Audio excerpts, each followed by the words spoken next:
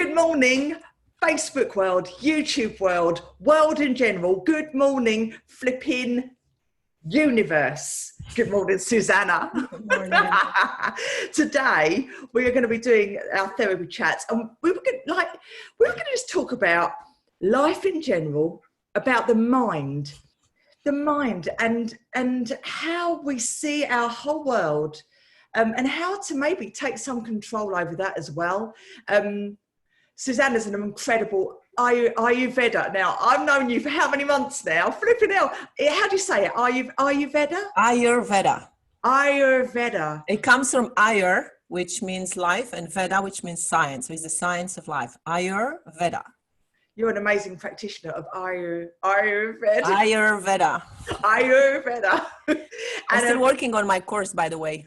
I hope it will be ready within a month. It's fantastic. It's so complex to do. What's it about? Tell me everything. Because I'm going to discuss about the philosophy of Ayurveda and cosmology, so you understand your true nature, the mix of divine and material, the divine and matter in you. And then I'm going to explain the doshas, the elements that compose your body, and how you can recognize them in your body, and how they manifest when they are imbalanced, how to balance them through food, through meditation, through pranayama, and of course about the mind. But it's a very, very complex course. Probably it will be in 3 modules. And the first one will be just, the basics, the philosophy and the theory, and then to identify a constitution and to understand what type of food is good for you. And then the third part is more like psychology of Ayurveda. That's amazing. How to understand your mind, how to best use your mind, because mind is just an instrument of perception, and it is not who you are. And so mind is like, I like the metaphor that they use in the Ayurvedic texts, comparing to a piece of iron that you put in the fire that gets red and luminous because of the power of the fire, but in itself, it is not luminous. So that's how your mind is. The mind is basically activated by the power of the consciousness, of that all-pervading consciousness that is everywhere. Absolutely. It's not conscious in itself. Mind. Exactly. Mind is an instrument. Well, the thing is, everything around us, we pick up on an unconscious level anyway. So our unconscious, which is just like everything, our conscious mind only takes a tiny little bit of our conscious world. So when you look at that, it's almost, it's just a small fraction of who we are, our conscious mind. So when we tap into that subconscious mind and tap into that. Well, you see, that's the thing. The tricky part is that it's not even that. Because you see, when we are to look and we do meditation, and you observe your mind and what it's doing and all the thoughts or the fluctuations that come in your mind. In Ayurveda, if you want, we're going to talk about it later, but just to give you a brief example, at the base of each thought, behind each thought, there is only one thought, which is the I thought, that I am thought. Okay. So it starts with that. That's what we call the ego. Right. So because you think you are this, I am, the thought I am is at the base of any other thought. So as long as you have that, you're going to be in that illusion, impression that you are separated from the rest. That's right. But we're going to talk about that later if you want. Oh, I am is the most important thing that you'll ever say to yourself. And the words that we speak about ourselves are the most important things that we'll ever say. So, we have to be very mindful of this. And especially in a time like what we're going through, it's so easy to be dampened down all the time by just everything all around us. It's like a big flipping whirlwind, and it's like, do you know what? Yesterday it was really mad because I really try and stay present and focused and now state. I really try and just concentrate on the now and what I can do and what feels right as well to me. I don't want to be dictated to, like, on a, I'm not sensible. Does that make sense? Yes. But I'm also like, I'm not one that's going to go out raving with 1,000 million people and not wear masks and all that kind of stuff. I'm not one of those people. But I'm also very much in tune of who I am and what I feel. Yes. What I feel around me and what I pick up on and it's almost like it's almost like the people out, the governments, they really don't know what they're doing anyway. I mean, nobody knows what they're doing. Nobody knows what they're doing. Nobody knows Nobody anything. knows. And Yes. it's almost like everyone's almost being dumbed down. And it's like, hold on a minute, let's go into ourselves. What feels right? We have everybody. We're looking after everyone else. We're not only ourselves. We've got to be on this planet for everything and everyone and everybody and every animal and everything. That's why we're here. If we're not here for that, then why the hell are we on this planet? What is the point, right? So instead of getting dampened down and being told we can't do this and we can't do that and this is dangerous and this is, how about looking inside and like maybe finding out what we really truly believe and what we can do. What can we do? Not what we can't do. Yeah. It's so important. And yesterday, this is what I was going back to. I flit around. You know what I'm like? So yesterday, I felt like I was flying, right? I got in such a high vibrational state just by a positive attitude. I put on some music on my phone, right? And it was songs that I just loved. And I started dancing outside, just dancing like a complete nutter, right? I didn't care. I don't care who sees me. I don't care what anyone thinks about me. I couldn't care less, right? I'm dancing outside and in the rain, there's rain coming down. And I was underneath my little pagoda and I thought, stop this, I'm going out in the rain as well, right? So I'm dancing in the rain and my energy, my body, it was vibrating. It was like, I felt so good. And then I had 3 pupils and I was teaching them. And because I was on that level, well, I was attracting, I can't even begin to tell you. So one of my pupils, I have two young girls, everything's socially distanced. I teach very carefully now. Everything's like, I've got glass, studio doors and everything. It's all set up for that. Yeah. I want to keep everybody COVID safe, right? COVID secure, right? But this is like, it's a sensible thing as well. It's like, no one wants to get this thing, right? Yeah. So I teach like that. And before I started teaching, I watched this thing on Facebook, and it was one of my friends, which is an incredible singer. She was in Shack Attack as well, right? She is in Shack Attack. And she posted a video of her singing with another singer. And it was a mashup of Barbra Streisand and Judy Garland's song. And she'd mashed this song together, right? And it was just brilliant. I thought, oh my God, that would work really well with my pupils, right? So one of my pupils, I took them in the room and I was like, have you heard this before? And I played with them. They're both looking at me as if I'm like 100 years old. They're like looking at me going, is she for real? And I was like, well, maybe we can learn it. And they're looking at me and they said, yeah, we'll learn it. I said, hold on a minute. I said, well, what song do you want to sing? Right? So I'm just being guided here, right? What song do you want to sing? So they decided to sing Yours, Ella Henderson. So they were singing that and they were singing it lovely. We did all harmonies and everything. And all of a sudden, what popped into my head was another song, which was Beautiful by James Blunt, right? And we were doing a cut down acoustic version of Yours, Ella Henderson. And I started singing Beautiful, You're Beautiful, It's True, that one, yeah, over the top of what they were singing. And do you know what? It worked. It mashed in perfectly. And it was just sent. And not everything does. Do you know what I mean? You can't just sing anything with everything. It just doesn't work. Absolutely, yeah. But this worked. And I played, they were singing their song and I sang You're Beautiful over the top of it. And I was like, they're looking at me like that. And I'm like, can you learn this? Because they didn't know You're Beautiful. I said, learn that. Because it's not so old now. Now we're going back into the 2000s, We're not going back in the 60s or 70s. Still 20 years ago, Oh, man. Isn't it? Can't believe it. But it worked, and it was a beautiful message in the songs, and everything was just lovely. Yeah. And I've told them to go away, learn that, and next week we're going to mash it together because it works. And it was just like, because I was on this vibration. Yeah. Everything was just coming to me. It just attracts.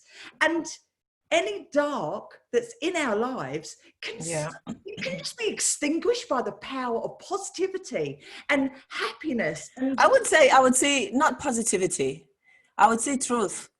Well, yeah, truth, but it is a positive truth, because just to give an example, because I was sorry, you want to finish the story no, first. that's it. No, just basically, to me, Yeah. I mean, we're all living in this same flipping nightmare. Right? Yes, In one view of things, it is a nightmare. Our whole worlds are different. I mean, whatever way you look at it, it's something that everybody is on the planet going through. Yeah. This, right? And my heart is just going out to everybody. But also, what can we get from this, and how can we change our perspective on the situation to raise our vibration so that we can raise the vibration of humanity, lift everything up, and then the darkness will go. The darkness has to go. It has to.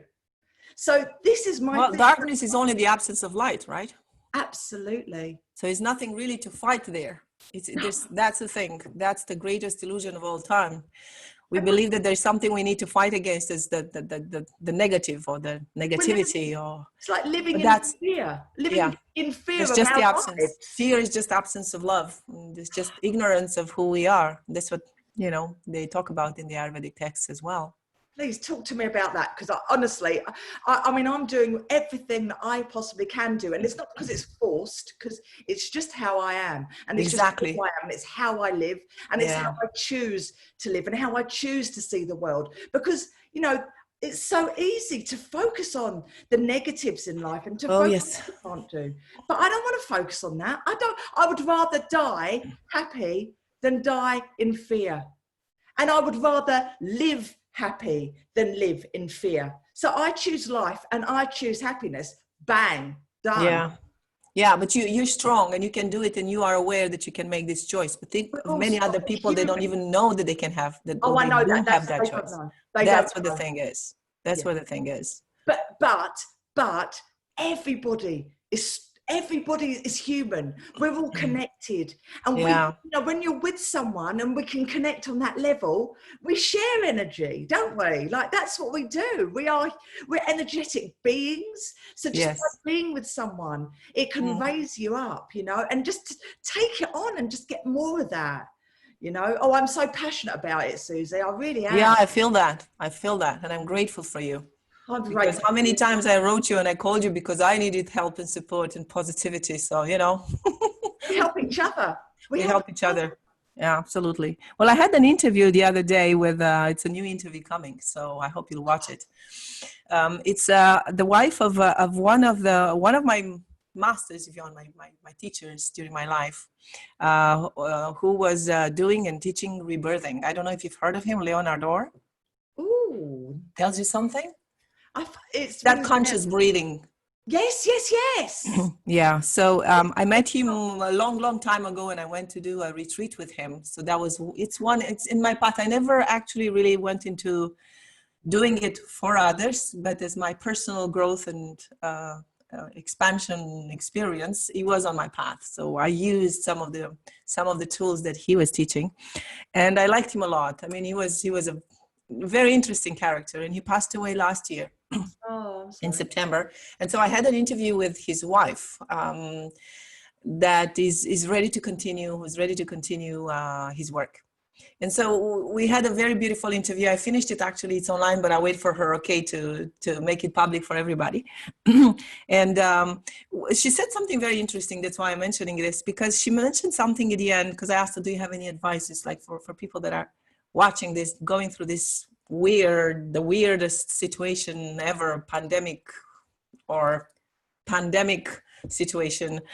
And she said there are two things that I would like to tell to people. First one is stay connected with others and create be part of a community, be part of a group, have a small discipline, have a practice to support. She said we always believe that we have to go and get help when things are getting bad.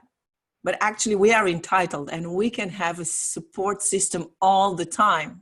Yeah, we can. She says we are tribe people. We are tribal. We are used to living in tribes and to live in small communities and to have the support from each other, do things for each other and support each other, and which is not happening anymore. And not necessarily because of the crisis now, but even before, everybody's on their own. Everybody buys a big house, a big car, and everybody goes on their own way and tries to display a happy and fulfilled, successful image, when actually inside sometimes is not the case. So we kind of lost that sense of a real community. Yeah. And not necessarily in sense of therapy, hi, I'm Suzana, I'm an alcoholic, not only in that sense. I can help you with that, Susie. Depressed Anonymous. I'm laughing, but I know it's not funny, but it's best to laugh about these things than to take them too seriously. So, we don't have that concept anymore of having this real connection of real support. Yeah. That if you think of relationships, how are they? How would you define them now? I mean, we have the family, which we have some love. Sometimes it's not love. Sometimes it's all kind of challenging situations and emotions that you have to deal with.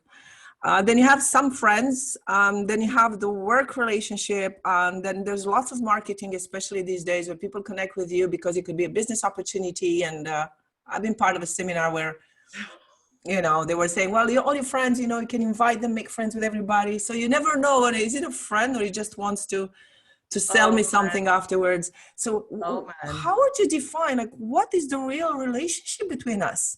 Danielle, what is it?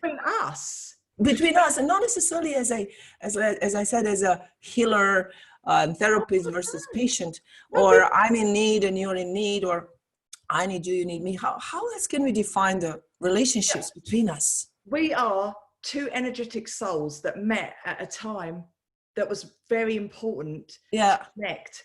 And when you, this is not about selling, this is not about, getting, I want this from you, or this is nothing like that. It's never been like that. I know, but see, that's what it is. Even now, connection. In the business world, is this opportunity or to make contacts. People make contacts because it could be good for business. Suzana, and it's okay. I agree with that, and I want to have contacts for business because I want, I have to live of what I'm doing. Yeah. But how else can we connect with people without having that idea in mind? What else connects us, Danielle? It's the human level. It's the human. Yeah, how? But how? Let's be very concrete. How? By doing what we're doing. By doing exactly what we're doing, so that people know that there are people like them out there, and that it isn't all about them. I mean, I stepped out of the business world many, many times because I didn't feel myself like the people that are surrounded me. Yeah. And the thing is, there's nothing wrong with those people. Everyone, everyone is here for their own reasons. But I didn't connect with that. And as a human being, I'm really, really am here on this planet. Yeah. But to do whatever I'm meant to do. And I don't know what I'm meant to do on this planet. All I know is that when I feel good, when I feel that I am being my authentic self and not trying to be anything that I'm not, then I'm happy. Yeah. No, but I think it's also because you see, that's the challenge of our times with all this social media, because you have hundreds and thousands of friends that are not really friends. So I think, because we were talking earlier before starting recording, that it's good to according to who you are, according to your values, according to what counts and matters to you, to start to reconnect with people that have common values, people that have common interests, even if it's just for a painting class, even if it's just, I don't know, your religion, your meditation practice, whatever that is. I think it's important to go back to these little communities and find those spaces and this smaller group of people that will give you that kind of feeling that you belong there. We need to feel that we belong, because see, that's what I wanted to talk about and about Ayurveda today, that in Ayurveda, we apply the opposite principle. I think I told you already, right? So when things go imbalanced one way, you have to apply the opposite principle to reestablish the balance. If it's too cold, you apply heat, right? If it's too dry, you apply humidity, and so on and so forth. And when it comes to mind and situations like this, when there's too much agitation, there's too much change, what do we need to apply? Stability, feeling grounded, feeling that you belong. Because it could be in many people's life, in many people's mind now, this could be, oh my God, it's cool, we have to eradicate, our society was wrong. But we are 7 billion to follow this, and you can't just apply some changes like too fast, too much at the speed that we can't digest them. No. It creates too much pain. It can create diseases. It can create mental problems. It can create imbalances of all sorts. So we have to calm down a little bit. Yeah. And my idea is that, okay, the society as it is, it goes that way. If us as individuals, we do the effort to calm down, to settle, to create this feeling of stability, to go back to your roots, go back to your good old habits. Okay, when the law allows it to meet your family, if you can, and if to go out, but start to go back to what matters, to the real true values of your heart and soul. I mean, progress is not necessarily, I mean, not everything that is coming in the future is necessarily progress. No. I mean, we have this idea in mind that things of the past are old and, you know, how do you call them? Outdated and, yeah, you know, no longer valid, and everything that comes now and everything that comes in the future is progress and we are just evolving. It's not true. I mean, look at your life. How many times you did the same mistake? Oh God, yeah. How many times we do things that are not making sense just because I'm not going to say how old I am now. 21. 21. Thank you. 25. Okay, let's be honest here. Yeah, well, we are. I mean, just because I'm 25, it doesn't mean that at 25 I'm not going to make mistakes, right? So it has nothing to do with progress. There are certain things that are happening now that are creating imbalances. And when there's too much vata, which in Ayurveda and Sanskrit is means wind.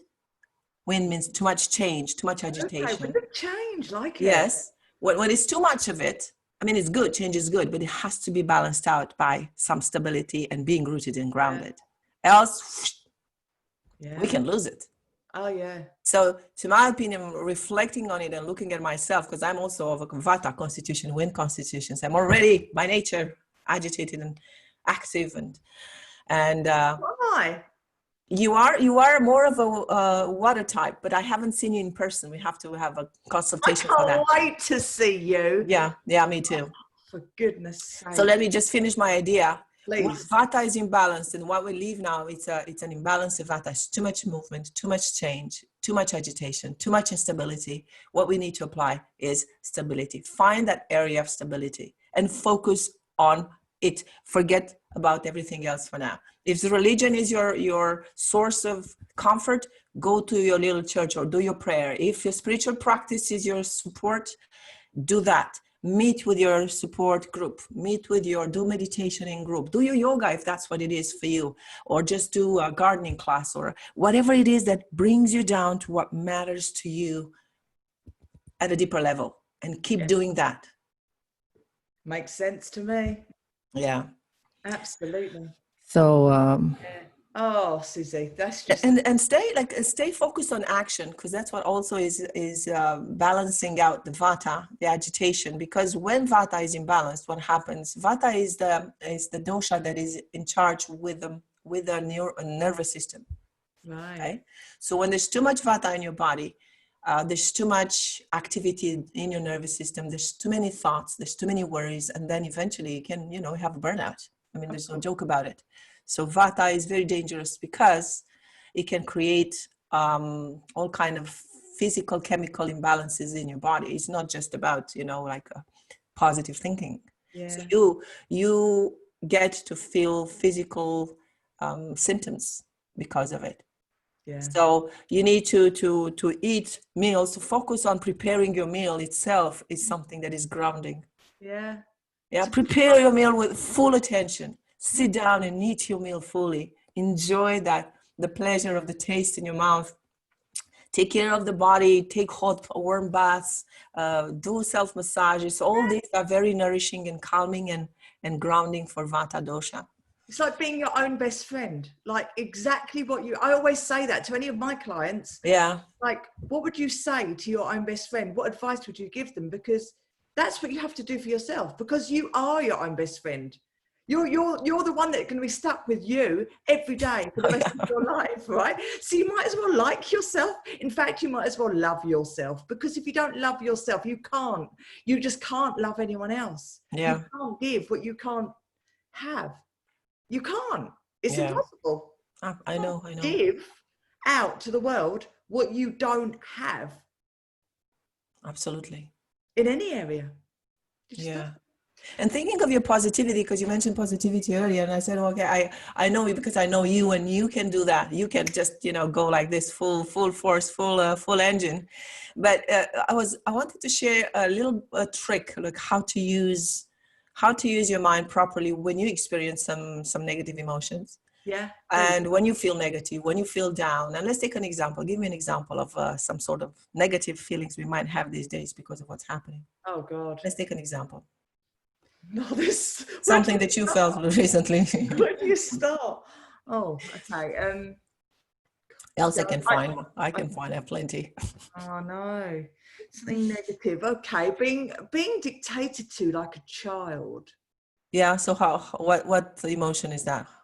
How does that make you feel? Frustration. It's a frustration. Frustration. Yeah. It's good you say that, because it's exactly what I was feeling the other day.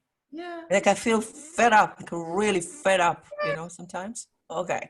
So let's say you feel that way, and you just listen to Danielle and you'd like to feel like her, being in the flow, being connected, being positive. How do you get there? How do you get there? No, just asking, like, generally, how do we get there? You tell me, because I want to know. See? So this is, I tell you, this is a way to do it. I'm waiting. Oh, I do it my way, right? I see. You just ask a question and you brought me into a good mood. See, that's your gift. This is you. I mean, you are the positivity. So that's why it's easy for you, because you are it.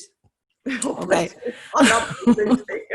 I'm not like that every day. Trust me. You ask my son. When my son's giving me teenageitis, I'm like, I have my moments. How old is he? He's a teenager already? No, he's not, but he gives me teenitis. Okay. He's 10. Right. Get ready. Yeah. Anyway, so let's say you feel frustrated, I was in the car the other day and I was feeling exactly that. And there was all these thoughts coming in your mind, like blah, blah, blah, blah, blah, blah, blah. I can't believe I can't do this. And this is nonsense. So there are thoughts happening behind any emotion that you're feeling.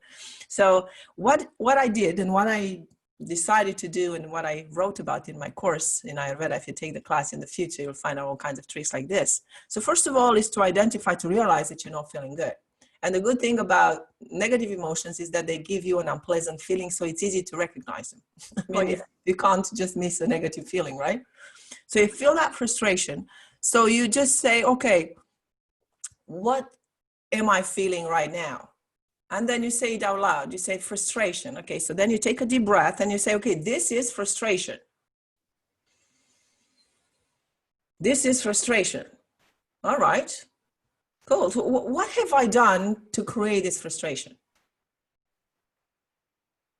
So earlier when I asked you to pick up a negative emotion, what have you done? You looked for what? You searched for a picture, for a thought, for an inner dialogue? A feeling. A feeling? A feeling.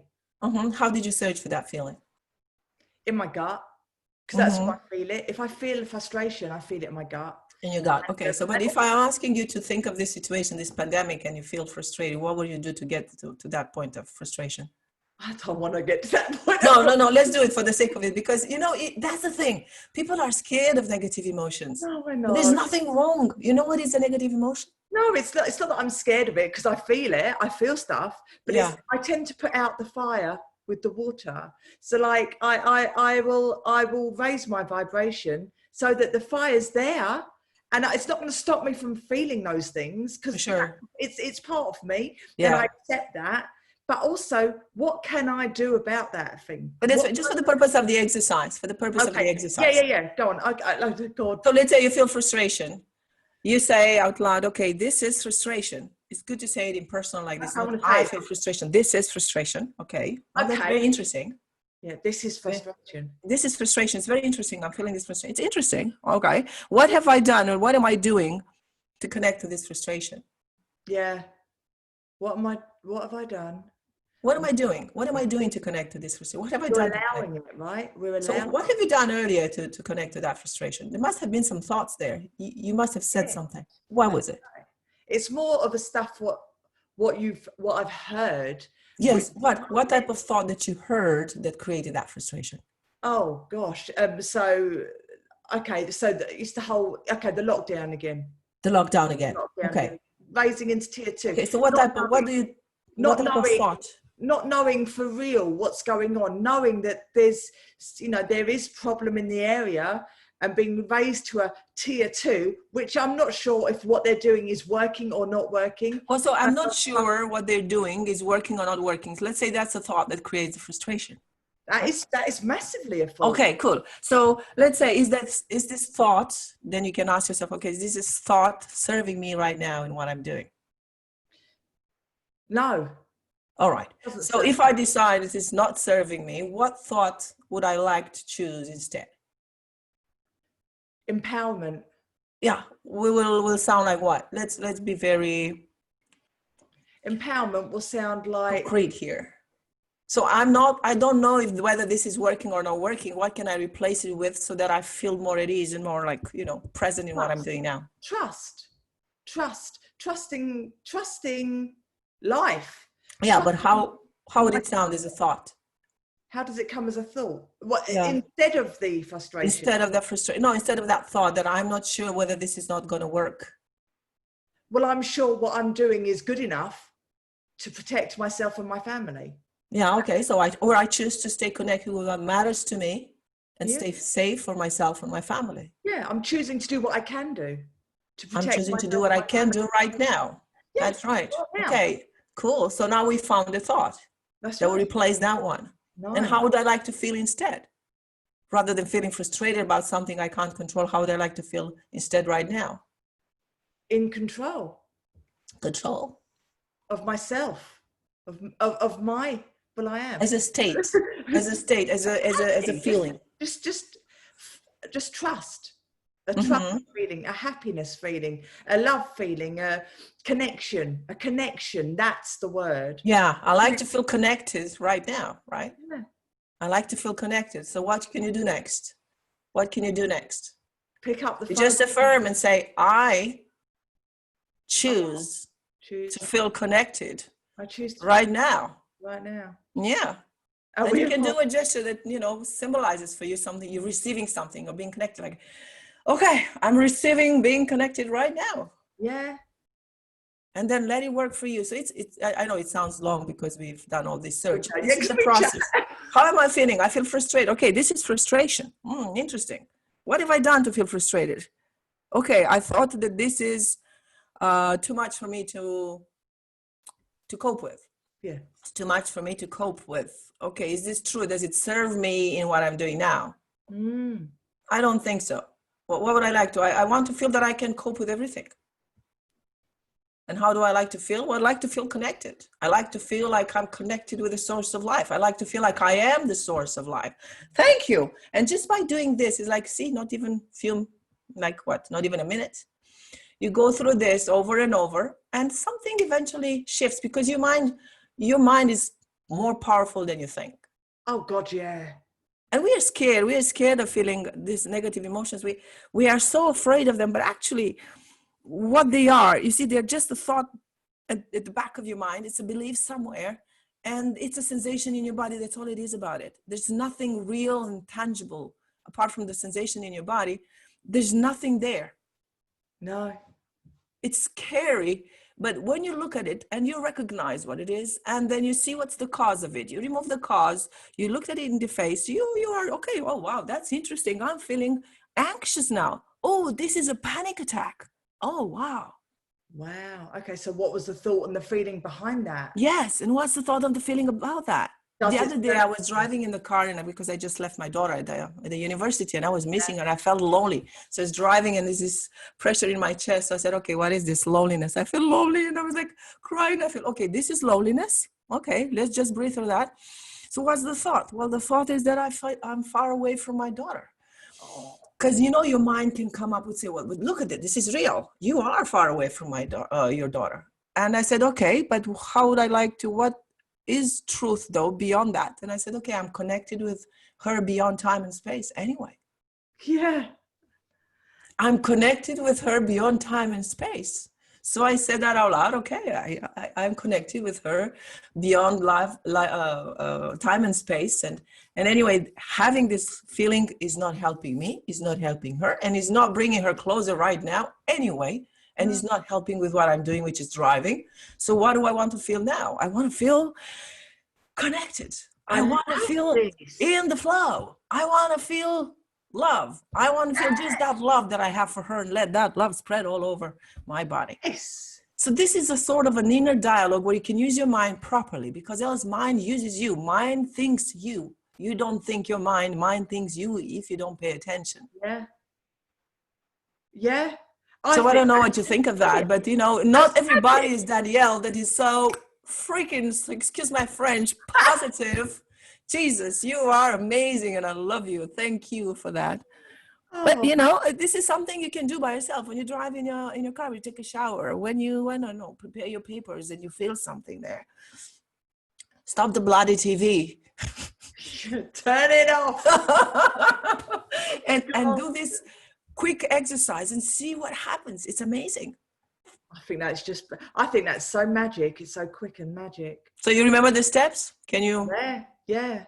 So say them again for everybody listening. So what's the feeling? What's the feeling? What were you thinking when you got that feeling? What was the thought process to get that feeling? Yes. Does it serve me now? Does it serve me right this moment? And if not, what would I choose to be thinking? And what is the truth? What is the reality of the situation that what I can be thinking? And then I am. Yeah, I choose that. I choose it. I choose it. I think that's brilliant. And it's very simple, very quick, and anyone can do that. Well, if you don't have time for that, just simply say, well, if you feel a panic attack with kids, okay, of course, you always have to follow what the doctor tells you. So we never want to, people to believe that we replace here any medical treatments. So we want to be very clear about that. But you have to start to assume that power and assume that responsibility of your own body. I mean, who else will decide for you but yourself? See, all diseases and all problems, they start from this idea behind, at the background of your mind that you can't, that you are little, that you are powerless, that you have to be told, you have to be taught, you have to be, I don't know, forced to do certain things, or somebody else should do it for you. There's lots of things. It doesn't cut off the help, and it's not contradicting at all what we were saying before, to be in that harmony relationship with others and have that support from others. But you are the master of your own thoughts. Absolutely.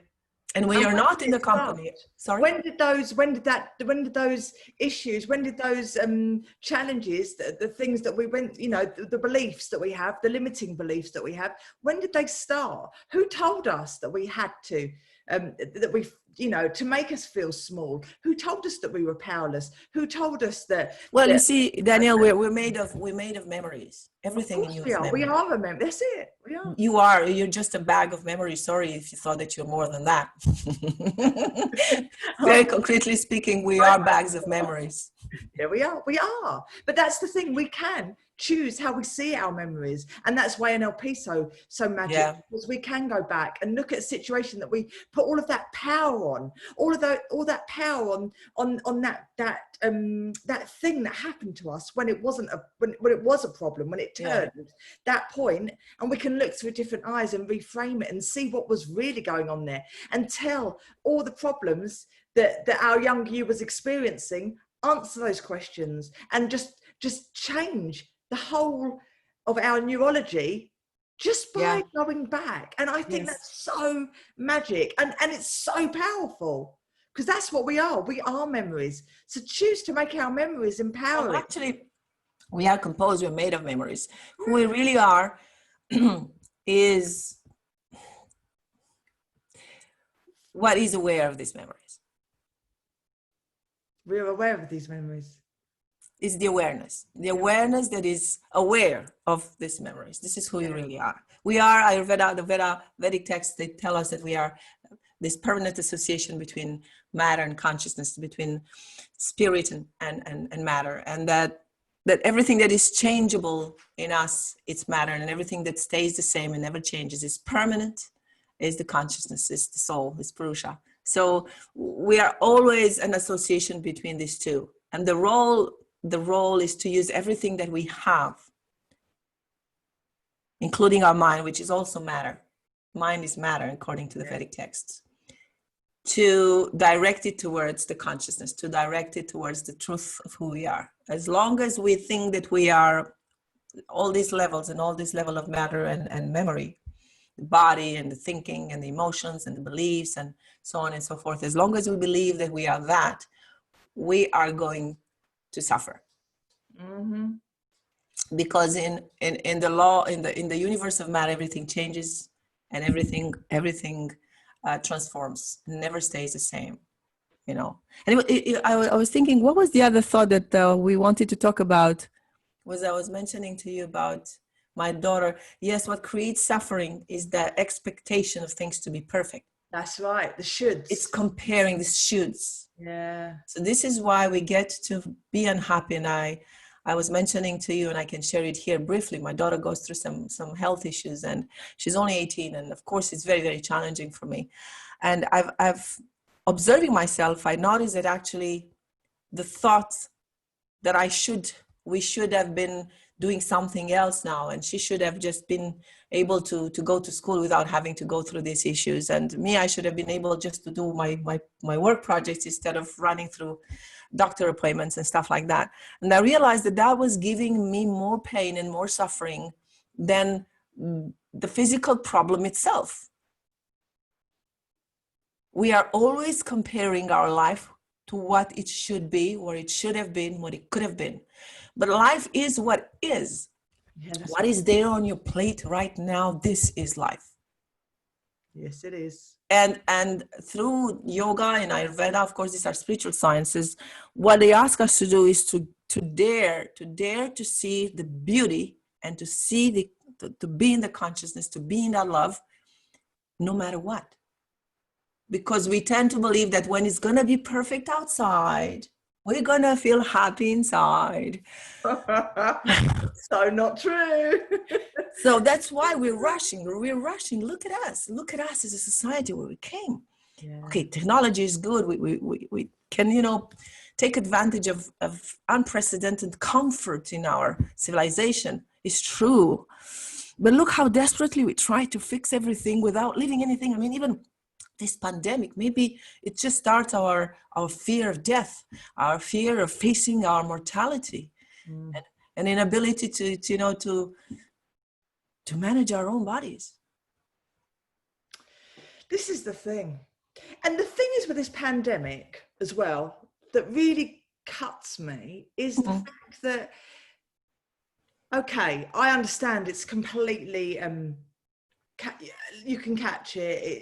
It's one of those things, but it's they're making people go into hospital. They're really ill people, and being isolated, and all of these negative things that they're putting on a virus. Yeah, okay, it spreads, but then some people, as they've admitted, it doesn't do anything to them.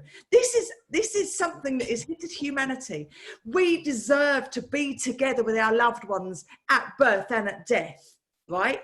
Okay, and okay, this virus can spread. And in between. But who's exactly, and in between. But who's to say that if we catch it, that it's going to do anything to us at all? Or if it does do something to us, it is another virus, it's another illness. But I want to be, God forbid anything happens to my family, I want to be there at the best times and the worst times. And it's just like, it's almost like a personal right. It's a human right to be able not even right. It's not about rights. I think it's simply the fundamental of who we are. It is our definition of being human. When someone's dying of cancer, when someone's dying of the flu, when someone's dying of another disease, we're allowed to be with them. But it's because no one knows this virus. No one knows what it's going to do to whom or what or where. It's the unknown, right? Well, I don't think it's that much unknown anymore, because it's been, what, 6 months already, and we've seen what it's done. It's not as scary as bad as, okay, there are some bad cases, but it's not as scary as I thought it would be. It's not as deadly as I thought it would be. OMS came a few days ago saying that the second wave is much lighter, and there's a second wave of pandemic is not going to be as important, and that people got immunity. And I mean, can we just stop counting the deaths out of this? Because else we have to start counting the deaths out of everything else. And then we're going to all get depressed, and better just, kill ourselves before everything else happens, because, that's the only way to get out of it. We live in a human body. Human body gets sick. Human body has diseases. Human body can heal itself. Some people die of certain diseases. We all die of something in the end. And welcome to planet Earth. This is what it is. That's right. You're exactly. And the thing is, we're all going to die of something in the end. But I don't want to die on my own. I want to die. No. I want to die with the people that I love around me. Flipping Nora. And this is where the problem is. It's because of the isolation. It's because of the fact that everyone's seen us. They might have the lurgy. God, when we were at school, we used to run away from the people that had the lurgy, right? Yeah. God, mentally, that's pretty screwed up for a kid, because we had the lurgy, right? So see, now we got all the thoughts behind the frustration. So what would you like? What would we like to feel instead? This is yes. I want to feel connected. I want to feel not isolated. I want to feel love. I want to feel togetherness. I want to feel in tune with nature and my family and the world and the universe and the planet and everything. I want to be on that level. I don't want the isolation and the negativity and the pain and the suffering and all of those things that come hand in hand with it. I don't want that. Yeah. I don't want to choose that. No. And me too. I want to feel connected. I want to feel that I belong here. I want to feel that I have the right to exist in this world as I am, and that I have the right, and I want to feel connected with, as you said, with nature, with what is beautiful, what is true and real, connected to my faith, to my God. I want to feel connected with all that. Thing is, and I choose that, and heck, what happens around me, because I'm one of these people. I won't do anything to harm others ever, right? Yeah. And I'll listen with open ears and open heart and open mind to anything that's been told that I should that word do. Like I will listen to that, and I will abide by the law, because I am that kind of a person that I will abide by the law. But I'm also not going to live in fear of being alive. I'm just not. And I don't want to. I choose not to. I don't want to be part of. I choose to feel healthy, connected, vibrant. Yeah. What if you just tell yourself that every time you feel worry about the virus? What do I feel now? Worry. Oh, interesting. This is worries about the virus. Interesting. What thought is behind this? Well, I don't know. Maybe because I think I'm a weak person and my immune system is low, and is this thought serving me to have a better state of health now? No. Okay, then I choose to feel strong. I choose to feel connected. I choose to feel this vibrant energy running through my body now. Oh, wow. Thank you. Anyway, I'm not saying that this will fix all the problems. What I'm saying is that it could help in the moment. And by doing it, by repeating it, you create this strength. You make your muscle of choice more, stronger. Yeah, we are what we say we are. We design our world with our words. Yeah. No, we design our world with our words and our thoughts and our actions and our beliefs. That's who we are as people. So by being mindful of that, you can just take charge and control ourselves and our own thoughts and our own beliefs. And while the world is in a hurricane all around us, stay in the center, what makes you feel calm and good, and just and concentrate on what you can do. Put all the focus that splits so much out in the world. focus on the good, focus on the connection, focus on not only necessarily on the good, but focus it on you and what you're doing. Focus, just do it full-heartedly, 100% being there in what you're doing, whether you're doing the dishes, whether you clean your house, whether you cook for your family, whether you go to your work and connect with somebody. Just be there, enjoy that, because this is where life is. Life is not happening in the past and the way the thing used to be, is not in that future that we all imagine, either utopic or disastrous. Whatever we imagine that it will come, whatever will come. But what is real and true now is what you're doing now. This is where you have mastery. This is where you can do something. This is where you can actually influence your life in the present, in the moment, in the instant, in what you're doing. And every action, there is no action that is less important than others. And in Ayurveda, we talk about that and how everything that you do adds up to your whatever karma, but it's not understood in the law, in the sense of punishment, but in the sense of accumulating actions that lead to a consequence, of course, right? Because if you smoke every day, of course you can get into, or if you drink every day, or if you eat bad food every day, eventually that will grow into a disease or imbalance. But what I'm saying is that every action that you do either contributes to yourself or goes against you. Every single thing that you do either creates wellness in you or goes against you and creates disease and distress and imbalance. Every single thing, every thought, every belief, every gesture that you're doing, from the smallest to the most important.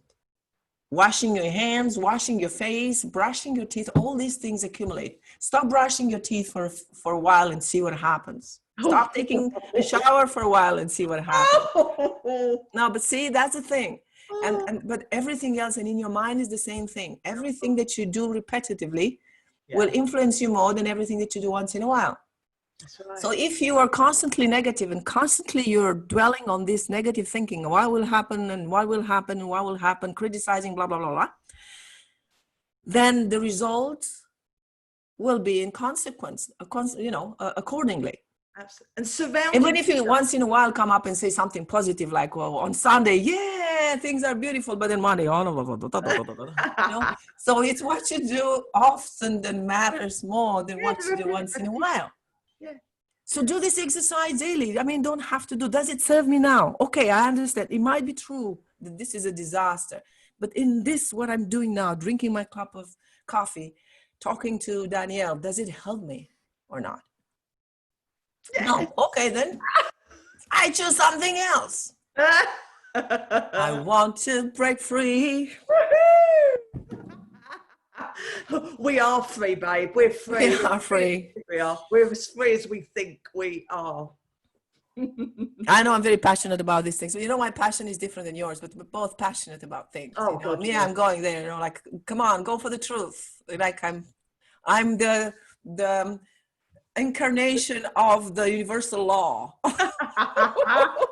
And you are the incarnation of the universal joy and positivity. Yeah, I just, we are what practice makes perfect. That is it. That is exactly it. Practice makes perfect. So practice. Exactly. Mm-hmm. Practice. Practice. Keep doing it. Keep doing it. Keep doing it. And keep a regular schedule. Eat at the same times. Create a routine that you do every day, because these grounds, I mean, look what we do with kids when they're little. I mean, it's routine that keeps the kids, calmer, right? So, like our energy, who we are as people, that spreads out so much into the world. Yeah. No, because if someone's having a bad day, it's very easy to take on their negative energy, right? It's very easy to have that, of course, because it's but what we need to do is just to practice realizing that that's their negative energy and that you don't have to take that on. So being mindful of the fact that everyone is emitting this constant energy all the time. What are you emitting to the world? What are you putting out there? Because the world needs more of happiness and joy and love and grounding and stability. Yes, it does. It does. Yeah. So be very mindful that what you give out in this world, what we all give out in this world, is taking effect on other things and everything around us, our worlds. So oh God, yeah. Oh, I could talk about that for hours. You know what I'm like, Susie. And also one other thing. What? Tribes. Like my mum and dad went on a cruise once. I love the cruise industry. Obviously, it's proper shut down as well at the moment, alongside the industry, the entertainment industry, the events industry. But they went on a cruise once, and they went to it was a very, very tiny little place in the middle of the rainforest, and they had to go down the Amazon, and they went down there, and they were told not to take anything to the tribes. Don't take anything to the kids, right? Mm-hmm. They've got nothing there apart from their tribe, who they are. But they're so filled with joy and happiness. Oh my They're not even goodness. allowed to take pencils and nothing, right? Because they had nothing. But my mum and dad said they went down the Amazon and they went into this village, and it was a proper... It gave me goosebumps. It's the Wow. truth, right? Wow. And it was a proper tribal village. And they said all they noticed was everyone was smiling, everyone was laughing, the kids were playing with stones and rocks, and it was a proper energy. And they're in the middle of a rainforest with this energy, and everything around them's beautiful, and that's what they're emitting to the world. They're emitting this. They didn't need something physical. They don't need tellies. They don't need cars. They don't need proper houses. They needed shelter. They needed each other. That's what they needed. They needed the connection, and they just needed each other. And when somebody died, they were together and they celebrated the life. You know what I mean? And when there's vibrates all over. Flipping Nora, and that's who we are. We are that. And throughout the years and the centuries, we've learned that this is important and that is important, and we need to have this, or keep building stuff that is irrelevant. Break it down to what is really, really, truly important. And when you look at that, these people still exist in our beautiful world. It happens. There's people that are living like this, and that is magic. That's the connection. That's the love. That's everything. That's everything. We don't need anything apart from ourselves and each other. Connection. Flip me. That was flipping intense. Jesus, yes, it was. I felt it going through. It's the truth. I have a capacity to recognize the truth in my body. It vibrates to the truth. Wow. It vibrates. It does. Because I believe. So we're coming back. We're kind of making the circle. Because we're coming back to the first idea, that community, that tribal needs that we have, that need to do things together, but in a very simple way. And this is what we have to start to reconnect to. How do we connect simply? You see, the way they communicate, it would be very interesting to study and to observe what they communicate about and how they are just connecting. It's not even through thought. It's just through pure being, I think. Oh, it's your humanity. And they laugh. Yeah, their laughter, which is so pure. I've seen some shows on them. Yeah. It's just, do you know what? Well, it's been an hour. I can't believe we've been chatting for an hour. Oh my goodness. We were worried that we didn't have what to talk about. That was passionate. Oh, you make me passionate, Susie. You see? And you made me positive and joyful. Oh, I love you with all my heart. Yeah, so to resume, find your tribe and stick to them. Whatever that is, your family, your religion, your group of meditation, your spiritual practice, whatever that is, create a routine, follow that. Take care of your body.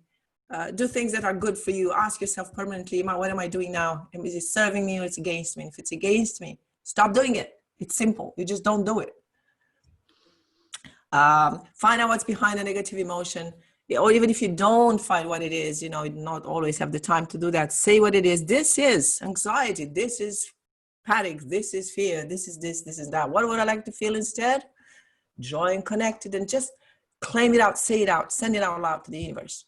Yeah. Universe, I want to feel connected right now. Thank you so much. Woo! And that's it. And that's it. And let it at that and see what happens. Let it all free to the world. Bring it on. Right. Oh, I love you with all my heart. I love you too. Hey, that was anyone fun. That's watching this, I hope you've had as much flipping value out of it as what I have. That was just brilliant. Yeah, and please stay tuned. Sam, I'm taking opportunity now. Stay tuned for the course because this is going to be fantastic.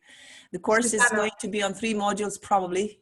First one is, as I said, to discuss the philosophy and the principles behind to understand how Ayurveda works. Then it's going to be on the dosha analyzing the dosha, understanding the dosha, and then analyzing your own constitution to understand what's your own nature, and then discussing the food. What type of food is good for you? Taking all categories of food and discussing them. Are they good for Vata, for Pitta, or for Kapha? So it's a very profound analysis of that. And then the third part will be on your mind.